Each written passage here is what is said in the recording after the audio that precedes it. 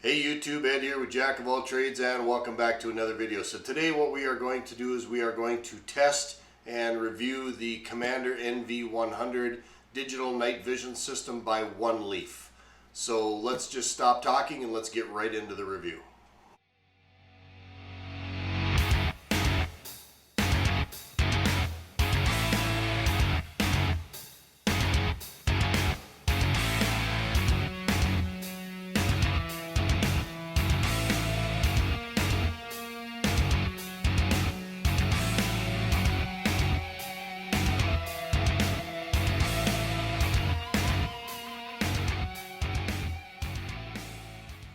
And welcome back. So yes, we are going to review and test the Oneleaf Commander NV100 digital night vision scope system.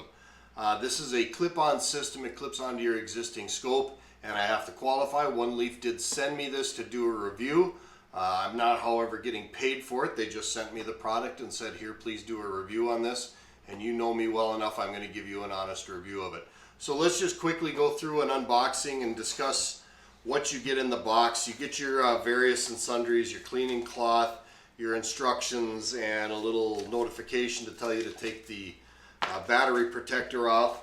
You get a cable for downloading video and for charging the battery. It's a USB cable with a micro USB on the other end, so it's your standard cables.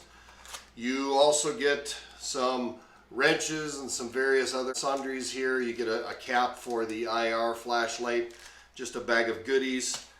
You get a roll of basically electrical tape. This is so that you can adapt pretty much any one of the eyepiece adapters to pretty much any scope out there. Of course, you're going to get some eyepiece adapters. Now this goes on to the diopter lens of your scope. You get 3 of these eyepieces. I have one already mounted to my Citadel 22. That's what I use to do most of my testing. But you get 2 others. We get a 48 millimeter, a 42 millimeter, and I believe this one was the 45 millimeter. So you get multiple diopter adapters. You also get a little bag if you want to store your optic in the little bag. You get various eye cups in the box. Now, I wanted to know how to change the eye cups, and the instructions really don't tell you, so I had to get a hold of Oneleaf to ask them, and I might as well go over it now. To change the eye cup, you literally just have to forcibly remove the old eye cup and replace it with whichever eye cup you want to put in its place. So that is a very simple process. It just seemed like it was very, very stuck on there, and it was actually, but that's how you change the eyepiece. And of course, or the eye cup. And of course, you get the unit itself. So let's go ahead and talk about the unit. All right, let's talk some basic specifications of the unit. The unit's approximately 5 inches long. It's roughly 2 inches wide, and it's about 3 3/4 inches high. So it weighs about 12 ounces. It records and holds a video on a micro SD card, which you plug into the side here. They do give you a card. It's a 32 gig card, but it will take up to a 256 card. You also have your connection here for your micro USB to download the video or to charge the battery.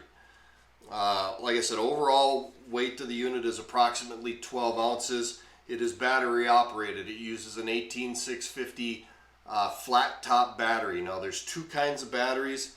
There's the flat top and the button top. I will post a link to these batteries in my description down below. I would highly recommend that you do buy some extras. They give you one with the unit, and the battery life is supposed to be roughly about 6 hours, but it would be nice to have extra spare batteries, and I would also recommend getting an extra charger as well if you're going to use the unit a lot.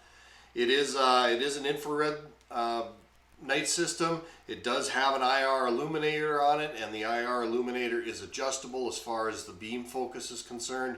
You can either make a really tight beam or you can make a much wider beam. Using the scope, I did notice that in the wider beam it covers more of a field of view, but at the same time it doesn't broadcast it as far. So if you tighten the beam up by pulling the barrel out, it obviously will shine a tighter beam and you get some extra distance out of it. at full back or full wide, it was a struggle to see a building that was approximately 100 yards away. So depending on the situation and what you want to use, you will have to focus your IR beam, but that is capable of doing it. The unit itself does have a 123 digital zoom on it, so whatever zoom your scope has, the unit will also zoom 1 to 3. It will take pictures, it will take video. Pictures are in a JPEG format, video is in a TS format. It will shoot video and pictures at night, and it will do it during the day. So if you set it to night mode, the IR illuminator will turn on and it will broadcast an IR, and you can use it at night. Or if you turn it to day mode, you can use it during the daytime. And actually the color is pretty clear and vivid. It shoots video in up to 1080p or 720p. With a 256 card, you should get roughly about 40 or 45 hours worth of video time on that card, depending on the video setting that you have. It has various sets of eye cups on it. It does have a laser on it, although I have not found really the point of having the laser. And it does have a crosshair alignment tool on here, so you can also align your crosshairs with it. There's a menu in the scope. You can set the focus, you can set the eyepiece adjustment, you can set all of that stuff. Your video duration, you can set it to automatically start recording as soon as you turn the unit on, which is very, very nice. That way, if you're using it in a hunting situation and you want to get the shot through your scope cam, as soon as you turn it on, it just needs a second to boot up, and once it's booted up, it starts recording automatically. It does have about a 1 to 2 second boot up time, so it does take some time to boot up before it will actually start running. I'm not 100% sure how cold it was. I used it in temperatures all the way down to 15 degrees, and it didn't seem like it had any kind of a problem. I do not know how that's going to affect battery life, but it seemed to operate just fine. What else can we talk about on this? It does have an internal microphone, and the sound quality on the microphone isn't great, but there is sound on the microphone. It's obviously not studio quality sound or anything like that. Alright, as far as operating the scope, the instructions actually in the package are really, really good, and I'm not going to go through how to use this because the instructions do a very good job of that. But as far as operating the scope, I did notice that the buttons are very easy to find, they're very tactile, and they're very easy to understand and push. The functions inside the menu are extremely easy to navigate. For instance, turning the camera on as soon as you power on the unit.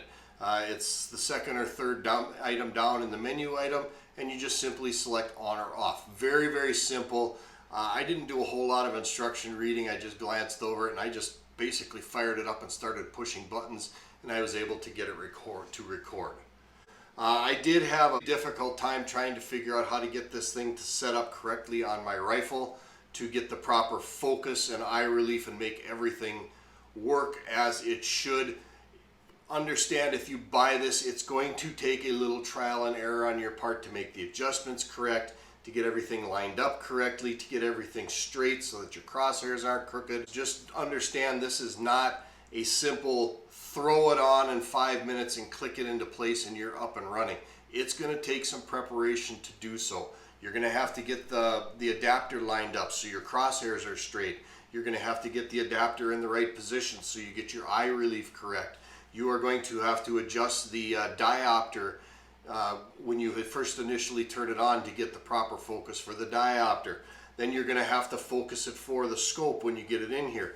If you've got a focusing eyepiece on your scope, you are effectively going to lose usefulness of that because the ring adapter is taking that away from you. If you have parallax adjustment will still work. However, your focusing eyepiece, you are going to lose that. You should be able to take up most of the focus with the focusing knob on the bottom, but just understand you are going to lose that.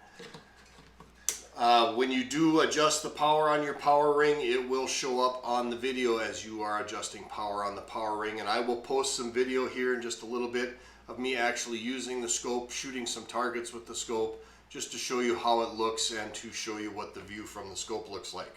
I've got my Citadel 22 here, and we are dealing with an unloaded weapon here, so we are working with a safe firearm. I've already got the 45mm eyepiece attached to my scope. This is a very simple unit to use. To attach it, you just simply put it on, twist it into place, and it locks into place. Now, what do you notice right away? You notice the same thing I noticed immediately. You lose 5 inches on your scope right here. To make this system work feasibly, you would have to move the scope forward as far forward as it can go so that you can take up or make up the difference for these 5 inches you're going to lose here. So the way I've got this scope set up right now is I've got it set up so the eye relief is exactly the way I need it to be to shoot the rifle, just like so.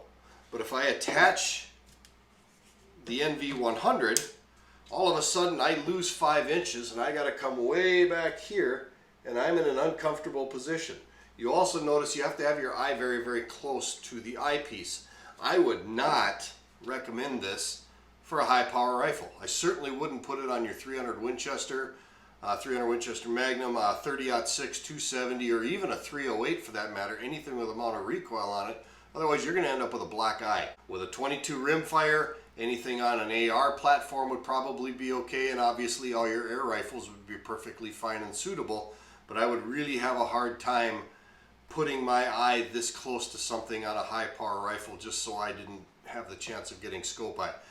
The other thing I noticed, so if you're going to use this system on a scope, like I said, you're going to have to push the scope all the way forward to get the unit into a position where it's a comfortable shooting position. Then, if you take this off, all of a sudden now your scope is all the way forward and your eye relief is all screwed up, and you really got to crane and strain to get your head far enough forward to get good eye relief on your scope without the unit on there. So what does that tell me? This tells me that if I want to use this system on a rifle platform, I pretty much have got to relegate that rifle platform to using the night vision system. End of the story. It's not like it's something that I can take on and off and expect to use in either fashion. You either are going to use it or you are not going to use it. That is the downside, or one of the downsides that I can find with this unit, is once you've got it set up to use it, you really kind of have to use it all the time or not at all, because you are going to have to move your optic into such a position to take up that 5 inches worth of real estate that it's going to take on your rifle platform. So in reality, to make this thing work, I would have to move this scope all the way forward on the rail, and it probably still isn't going to be quite enough, even though I do have a cantilever on here. So you are going to lose some real estate with this thing right off the bat. The other thing I do notice is that it adds 12 ounces of weight to the rear part of the rifle, so you are going to have some weight distribution. That kind of goes without saying. It's not to be unexpected, but just be aware that that is what you are going to have to deal with. Finally, one other thing that I did notice when using this scope, when you're utilizing it, you are going to completely lose your night vision. Even if you've got the brightness of the LCD screen turned all the way down to the lowest setting to be still functional, you're obviously going to close one eye so that you can see through the lens on the other, and then when you are done shooting and you come away from the gun, you are going to be basically night vision blind in one eye, because the light being emitted by the screen is going to mess up your night vision. So just be aware that if you are out and you're using this in a hunting situation, you're going to have one eye that's out of whack because its night vision is all screwed up, and one eye that's normal.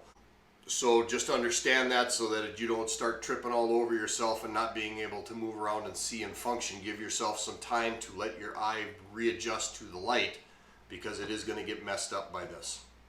So let's go ahead and now let's look at some video where I went and I shot it with the NV100, so you can see exactly what I see, or what you will see when you look through this piece of equipment. Alright, so here I am in the backyard of my cabin. Those pop cans are approximately 30 yards away. We're just going to do a little testing to see if the NV100 affects accuracy in any way, shape, or form, and you can see it does not. Picture quality is actually pretty good. You can very clearly see the brands on those cans, and it works quite well. The audio that you're getting with these is also off the NV100, and of course this is the same shooting just at nighttime. You can see that the picture quality again is quite nice. You can see the crosshairs, and I did not have the forethought to illuminate the reticle, but I will later. So here I'm actually in my deer stand. You can see that I've got the NV100 hooked up to a scope.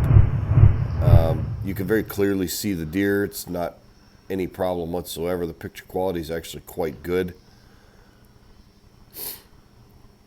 This shot here, I am using a 20 power spotting scope, and that's about 800 yards away with zero magnification from the NV100. And this shot here is of the exact same shot using the NV100 as a standalone. I do not have any kind of a scope hooked up to it or anything like that. And you can see the quality of the picture of the NV100 is actually quite astounding. They do a really nice job. This is zero magnification or 1 power magnification with the NV100. Here is 2 power or 2 times digital zoom using the NV100. Picture quality is still very good. And this is 3 times digital zoom using the NV100. And once again, the picture quality is quite nice. It's very detailed, very, very clear. I'm very impressed with the picture quality. Here I'm out in the backyard. Those are obviously my 2 dogs. And we are using the IR illuminator and the infrared setting. And you can see the picture detail is quite good in this as well. You can very clearly see the spots of the dogs. You can even tell the breed, and I can tell which dog is which. The quality of the picture at night is even quite good, and the resolution is quite good, and the sharpness is quite good. Very impressed with that picture quality on the NV100 at night. So here I've got the IR illuminator focused in a little tighter on a little tighter pattern, just so you can see that you can very clearly see that round light circle. That means that it's focused in. Here is a picture of a bench, and here I'm playing with the IR illuminator. You can see the circle getting larger and smaller. That's the beam setting that you can set on the IR illuminator. That bench is approximately 35-40 yards from where I'm standing at this point in time. So you can see that it works quite well. Here I went ahead and illuminated the reticle just so you could see what the reticle looks like. It's really nicely illuminated, and it doesn't drown out the background with light. So very, very impressed with that. This could be a very feasible night hunting scenario if that's what you plan to use it for. Here I'm just in my garage. You can see I've got some reflectors on the back of my boots. I'm going to pan around a little bit in my garage. It's about 26 feet from where I'm standing right now. The ATV and the detail, you can read the lettering. Very impressed with the picture quality. All right, so at the end of the day, would I buy the Commander NV100 by Oneleaf to use for myself? It depends on what I'm using it for. For me, I'm not down with putting it on a rifle platform just because I don't want to have to move my scopes around. And I really don't want to relegate one specific rifle or a set of rifles to using only night vision. I would really not feel comfortable putting this on a high power rifle that has a lot of recoil on it. So on a rifle platform, this isn't a very good fit for me. Perhaps it is for you. I'm not going to say it is or it isn't, but what I will tell you is this thing functioned exactly as advertised. It records video, does it during the night, it does it during the day. It's very, very easy to use, and they send you everything you need to get started. It's actually a really cool system in that respect.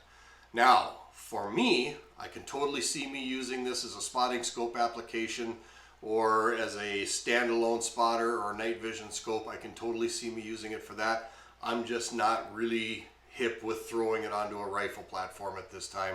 I would really like to see it all as one unit so I didn't have to keep moving my scopes around and messing with my eye relief. There are companies out there that already make those kind of optics, but their price also reflects it. They're very, very expensive. I've seen them anywhere from $900 to $3,000 and up. And so really the sky is the limit. I'm not going to mention any names here, but just understand that those systems are out there. If you're working on a budget and this is something that you can work with, totally go for it. The system works. It works very, very well. The picture's nice and clean. The video is really crisp. It takes pictures. It can do slow-mo. It's got zoom. It's got everything in one box and in one package, and you're ready to go and you're ready to use it. So let's go ahead and wrap this video up. So if you're liking this kind of content and you like what you see here, please, you'd be doing me a huge favor by hitting that like and subscribe button down below, making sure you ring that notification bell so you get notified of upcoming video, and hit me with those comments. I like the comments and I like interacting with my subscribers. With that, this is Ed from Jack of All Trades. Thank you as always for stopping by, and we will see you on the next video.